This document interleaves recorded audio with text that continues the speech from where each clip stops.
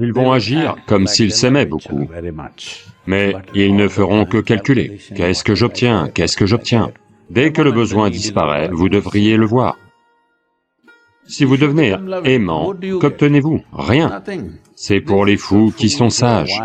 Si vous ne faites pas ça, un jour vous allez mourir, sans avoir été aimé. Les plus grandes possibilités vont se transformer en malédiction. Il est temps d'être amoureux. Probablement, l'une des choses les plus recherchées dans la vie est l'amour. L'une des choses les plus incomprises est l'amour. L'une des choses les plus mal utilisées dans le monde est l'amour. Eh bien, être amoureux est très différent des « je t'aime, tu m'aimes ». C'est une transaction commerciale. Je vais t'aimer, tu m'aimes. Dès qu'il y a une transaction, il y a une attente. Et l'attente est pour du profit. L'amour n'est pas du profit. C'est une aventure à perte très consciente. Il se peut que vous perdiez tout ce que vous avez et vous-même aussi. C'est pour les fous qui sont sages. Vous savez la différence entre la connaissance et la sagesse? Connaître veut dire que vous agissez comme si vous saviez tout. C'est comme ça, vous savez qu'une tomate est un fruit. Vous êtes très fier, vous savez ceci, vous savez ceci, vous savez cela. Mais la sagesse, c'est de ne pas utiliser une tomate dans une salade de fruits.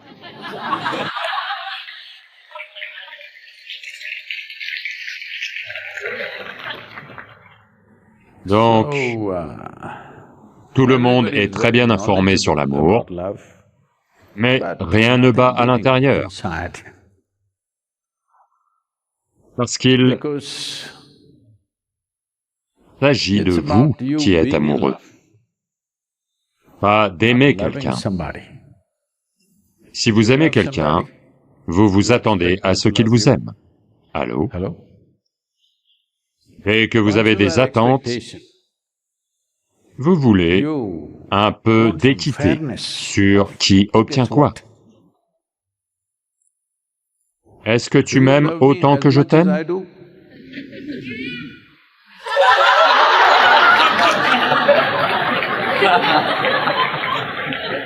Je n'ai pas dit « je vous aime ». Pauvre petite. Laissez-moi vous raconter une histoire pour cette fille. C'est arrivé entre un mari et sa femme. Elle doit écouter attentivement. Dimanche matin, le mari sort son kit de golf avec beaucoup d'amour. Il polit chaque club gentiment. Prend la balle, une balle toute neuve, mais avec des défauts. Il l'essuie soigneusement avec un mouchoir humide et la prépare comme ceci. La femme l'observe juste et dit, « La tendresse avec laquelle tu manipules ce kit de golf montre à l'évidence que tu aimes le golf plus que moi. » Il pense répondre des choses habituelles comme « Non bébé, je t'aime plus que tout au monde », mais il ne veut pas que son kit de golf entende de telles choses. Et s'il se comporte mal sur le parcours, que faire? Alors il dit, « Marie, je dois l'admettre, j'aime le golf plus que toi. Mais je dois te dire en même temps, je t'aime plus que le tennis, le football, le hockey, le basket, tout ce que tu veux. Je t'aime plus que tout ça. » Ok. Donc, Dès que ce qui devrait être une expérience profonde de votre vie, dès que vous en faites une transaction, eh bien, vous avez perdu quelque chose de très très précieux. En ce moment, ça se passe partout. On a aussi 7 minutes de méditation, prenez votre journée en main. Eh bien, peut-être que pour motiver les gens, il faut leur offrir une carotte. On devrait accrocher une carotte devant eux parce que on n'a pas de bâton. Allô? On n'a pas de bâton. Vous devez tous méditer. Pas de bâton, donc une carotte. Bon, c'est bien, à un certain niveau ça marche, parce que c'est juste pour atténuer les problèmes de santé mentale ou les troubles mentaux. Dans cette mesure, ça marche. On montre le bâton en disant, vous risquez de souffrir de troubles mentaux, faites ceci. Ceci va avoir lieu, cela va avoir lieu. Mais la méditation n'est pas une transaction. Ce n'est pas quelque chose que vous faites parce que vous allez obtenir quelque chose. De même, l'amour n'est pas une transaction. Ce n'est pas quelque chose que vous faites, c'est quelque chose que vous devenez. Si vous devenez aimant, qu'obtenez-vous? Rien. Parce que le « qu'est-ce que je vais obtenir » n'a d'importance que pour quelqu'un qui se sent constamment insatisfait. Si la satisfaction de l'amour est en vous, le devez-vous obtenir? Vous ne devez rien obtenir. Seuls ceux qui ne connaissent pas la satisfaction de ce que signifie être amoureux pensent sans cesse « qu'est-ce que je vais obtenir ?» Vous n'allez rien obtenir, un jour vous allez mourir sans avoir été aimé. Quand je dis sans avoir été aimé, pas par quelqu'un d'autre, mais sans avoir l'éclat de l'amour en vous. Parce que si vous ne prenez pas la peine de vous tourner vers l'intérieur et de créer les conditions nécessaires pour pouvoir toucher le cœur de qui vous êtes, si vous ne faites pas ça, alors tout n'est qu'une transaction. Il n'y a rien de mal à faire des transactions sur les marchés, mais il n'y a pas de transaction ici. Qu'y a-t-il à donner et à prendre? Vous êtes venu sans rien, vous allez repartir sans rien. Qu'y a-t-il à donner ou à prendre? Il n'y a rien qui vous appartienne, et il n'y a rien que vous puissiez réellement posséder. C'est un trouble psychologique que de penser que quelque chose ou quelqu'un vous appartient vraiment. Dites-moi ce qui vous appartient. Vous devez aller à des obsèques? Vous devez aller aux obsèques de quelqu'un avant que les vôtres arrivent. Elles arriveront. Pourquoi riez-vous? On vous a dit « Kayanta Stanam », tout le monde est un client. Allô?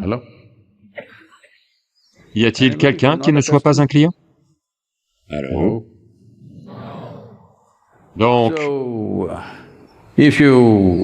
si vous allez à des obsèques et que vous voyez un homme mort, voyez, on ne peut tuer qu'un homme, on ne peut pas tuer une femme, ok? On ne peut jamais dire une femme morte, d'accord? On ne peut pas le dire. Un homme mort. La sécurité d'être une femme, vous savez? Donc, si vous regardez l'homme mort, ce type n'est prêt à aucune transaction, pas prêt à sourire. Après, si vous allez lui dire « je t'aime, je t'aime, je t'aime », c'est fini, vous allez fuir. Allô?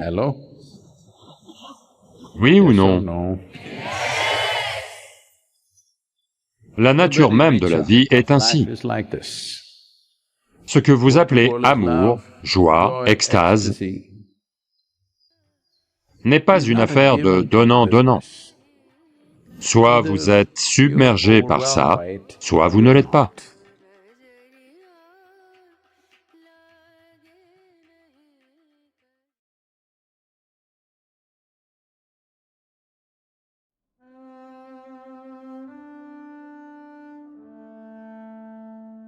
Ceci est absolument parallèle à la théorie de l'évolution de Darwin. C'était il y a 15 000 ans.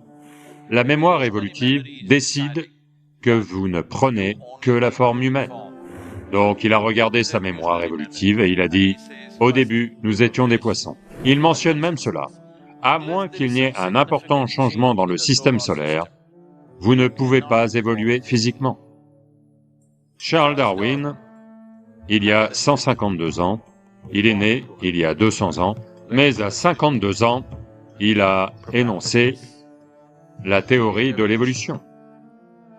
Il y a 15 000 ans, Adiyogi a dit ça. Je veux que vous regardiez ça attentivement, si vous connaissez. Vous connaissez un peu la théorie de l'évolution de Darwin? Non, pas juste le fait que vous étiez un singe, pas que ça. Quelque chose d'autre. Savoir ça, c'est bien, mais... Adiyogi a dit que la première forme de vie sur cette planète était dans l'eau. Eh bien, vous avez entendu parler de ça de très nombreuses façons. Les gens vous ont dit qu'il y a 9 avatars. Oui?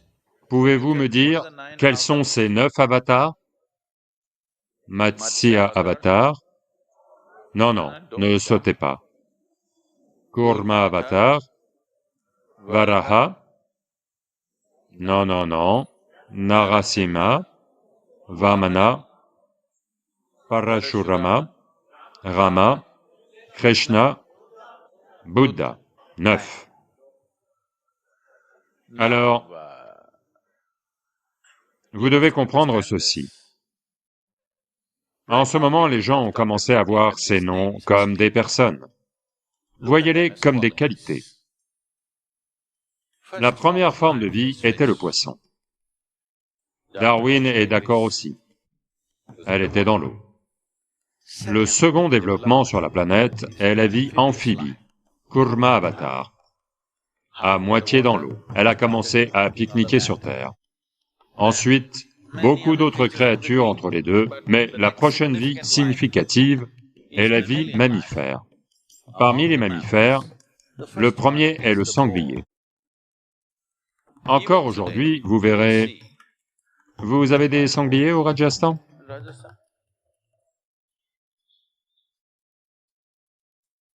Le sanglier ou le cochon est l'animal le plus physique de tous les animaux que vous allez trouver, dans le sens où il est si fortement ancré dans son corps que, même si, vous savez, les gens vont à la chasse, au sanglier ou autre, vous ne pouvez pas le tuer facilement.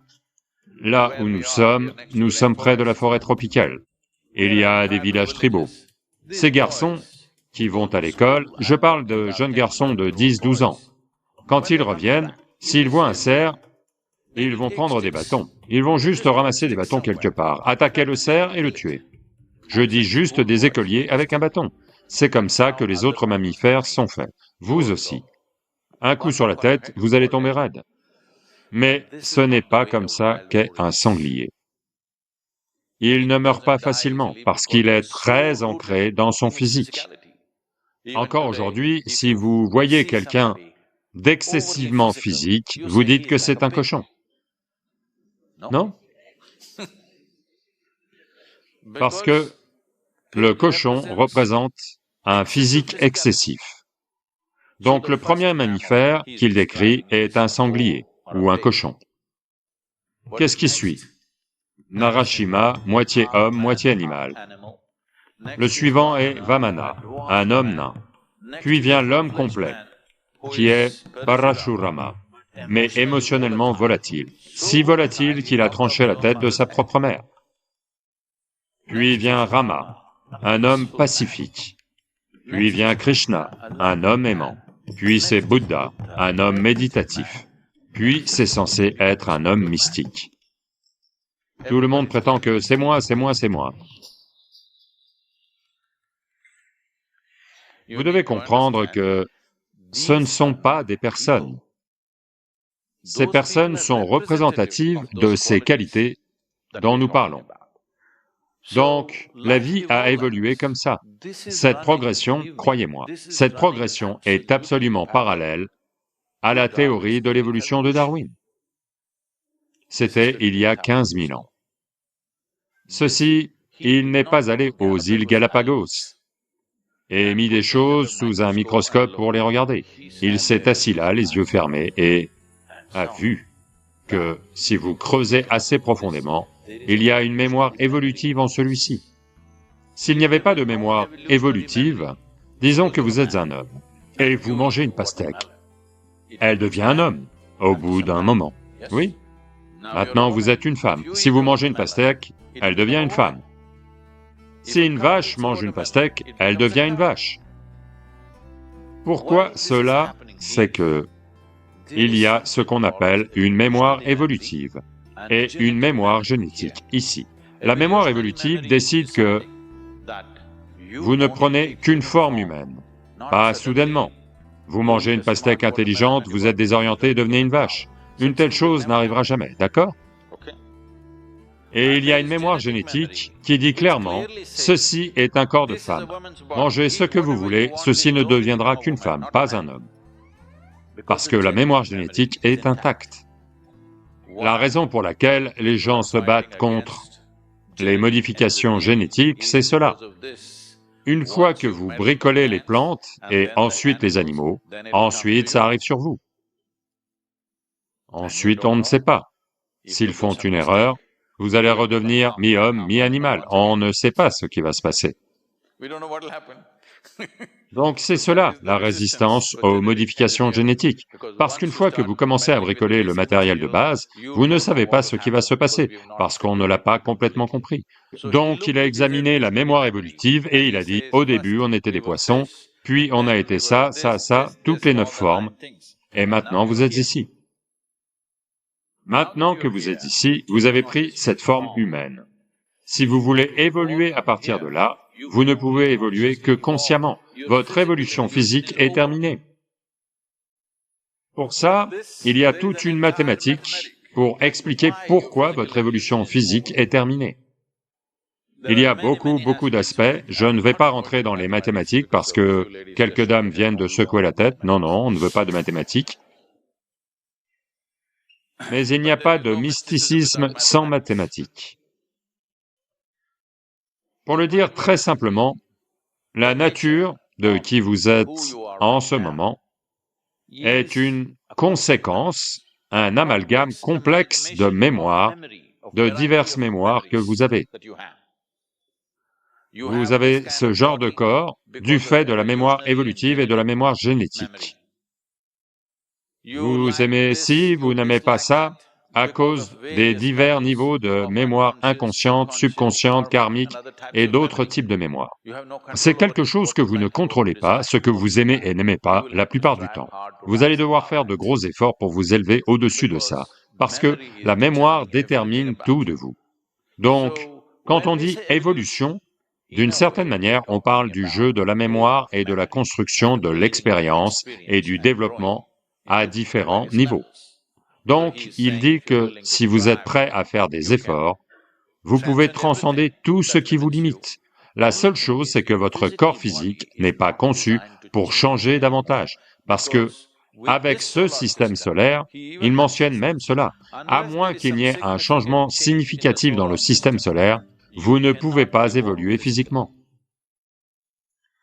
Ils ont naturellement demandé, « Vous avez compris tellement de choses, mais nos cerveaux ont du mal. Peut-on les développer un peu ?» Il a dit non.